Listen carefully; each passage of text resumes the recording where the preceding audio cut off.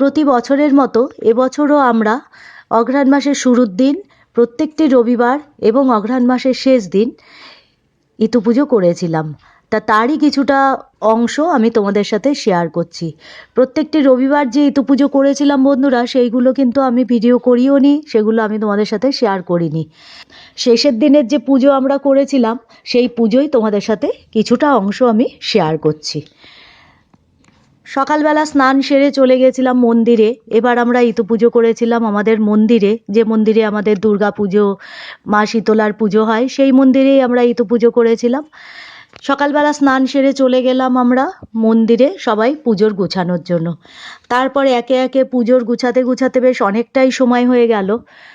আমরা যেহেতু অনেকজন মিলে একসাথে পুজো করি, তাই একে একে সবাই মিলে ঘটে জল দিলাম, তারপরে পাঁচালি পড়া, সব করতে করতে প্রায় দুপুর গড়িয়ে গেছে। ইতু ঠাকুরকে বিসর্জন দেওয়ার জন্য আমরা চলে গেলাম নদীর ঘাটে। তা আমাদের এখান দিয়ে তো ইছামতি নদী বয়ে গেছে, তোমরা জানোই, তোমাদের আগেই আমি বলেছি। সেই নদীর ঘাটেই কিন্তু আমরা চলে গেলাম। এটা আমাদের এখানকার কাছেরই ঘাট। তাই সেখানে গিয়ে যা নিয়মকানুন আছে, যেভাবে বিসর্জন দিতে হয় ইতুর ঘটকে, সেইভাবেই বিসর্জন দেওয়া হচ্ছে। আমরা সবাই আমার যাকে ধরে থাকি তারাই বিসর্জন দিয়ে দেয়। সবাই মিলে একসাথে জলে নামি না, কেন কখন কি বিপদ হয়ে যায় তা তো বলা যায় না বন্ধুরা। সেই কারণে একজনই বিসর্জন দেয় ইতুর ঘটকে, মাকে একজনই বিসর্জন দিয়ে দেয়, আর আমরা সব সাইডে থাকি, ধরে থাকি। তা যে যে নিয়মকানুন আছে সেই সবই আমরা পালন করি। যেহেতু ইতুর ঘরটা আমরা মাটির থালায় পাতি, আর মাটির থালার মধ্যে আরও মাটি দিয়ে ঘট পাততে হয়, ছোলা, তারপর বিভিন্ন রকমের শাক পাতা ওতে দেওয়া হয়, মটর, ছোলা এসব দিয়ে, আরও বিভিন্ন শাক দিই, শুশনি। তোমরা যারা পুজো করো তারা জানো যে কি কি দিতে হয়, সেই সব দিতে। ওই থালাটা না খুব ভারী হয়ে যায় বন্ধুরা, তখন আমরা ঘরটা নিয়ে হেঁটে যেতে পারি না, সেই জন্য আমাদের টোটো করতে হয়। আর টোটোর মধ্যে আমরা সেটাই আলোচনা করছিলাম যে ঘটের ওই ফুলগুলো উল্টে উল্টে পড়ে যাচ্ছিল ঝাঁকুনিতে।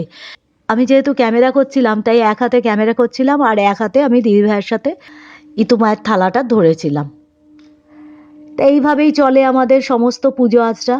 আমাদের বাড়িতে যেহেতু পুজোটা বেশি হয় না বন্ধুরা, তাই আমি কিন্তু তোমাদের সাথে পুজোটাই বেশি শেয়ার করি, যে কোনো পুজোই।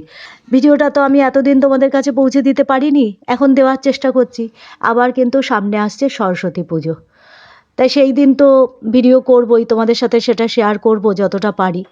সবথেকে বড় কথা বন্ধুরা, আমি তোমাদের বারবার বলি যে যে কোনো পুজো হোক বা যে কোনো অনুষ্ঠানই হোক, আমাদের বাড়িতে ওই একসাথে আমরা জায়েরা সব খাওয়া দাওয়া করি, রান্নাবান্নাটা এক জায়গায় হয়, এটাই কিন্তু আমাদের বিরাট আনন্দ, মনের শান্তি বলতে পারো। মানে আমাদের কিন্তু কোনো আলাদা পিকনিক দরকার হয় না, আলাদা অনুষ্ঠানের দরকার হয় না। কোনো একটা অনুষ্ঠান হলেই আমরা 4-5 যা এক জায়গায় হয়ে যাই, একটা অনুষ্ঠান মতো হয়ে যায়। নদীর ঘাটে গিয়ে তোমাদের দেখালাম যে নৌকো চলছে, নৌকো করে নদীতে এপার ওপার যায় অনেকে। রাস্তা দিয়ে ঘুরতে গেলে ওই পথটা অনেকটা দূর হয়ে যায়, সেই জন্য অনেকে স্টেশন থেকে এসে নদীর ঘাটের এই নৌকো পারাপার হয়ে ওপারে সোজা তারা বাড়ি চলে যেতে পারে, খুব কম সময়ের মধ্যেই তারা চলে যায়। সেই জন্য এখানে নৌকা পারাপারের ব্যবস্থা আছে, তা সেটাও তোমাদের সাথে শেয়ার করলাম। অনেক কথাই তোমাদের সাথে শেয়ার করলাম, তাই যেতে যেতে এটুকু বলি, যদি ভিডিওটা দেখে তোমাদের ভালো লাগে তাহলে তোমরা লাইক আর শেয়ার করে দিও এবং সাবস্ক্রাইব করে আমার পাশে থেকো। আবার আসবো নতুন একটা ভিডিও নিয়ে। তাহলে আজকে এ পর্যন্ত। গামছা ওই যে রাত্রিরে চালায় তো, হ্যাঁ ভোরবেলা, এইটা অনেকে যায় বুঝেছো, যারা অফিস কত ফেরত লোক যায় জানো, হ্যাঁ সাইকেল নিয়ে চলে যায় সোজা। এই দেখো মা পরে বসে পড়লো, ছেলে মেয়েরা পাকা তো। পার হলেই